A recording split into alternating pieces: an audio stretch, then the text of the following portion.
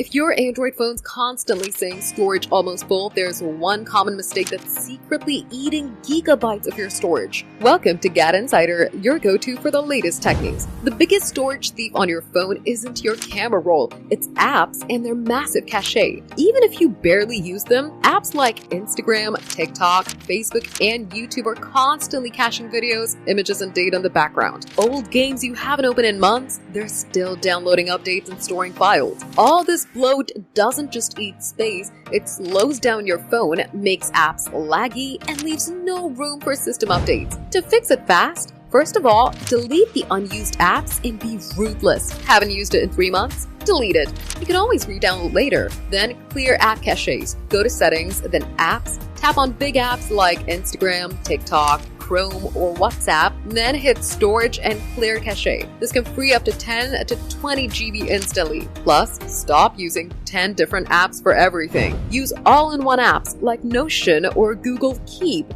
instead of separate notes and reminders apps. You can even open Reddit, shopping sites, or even social media in your browser instead of installing dedicated apps. And bonus tip?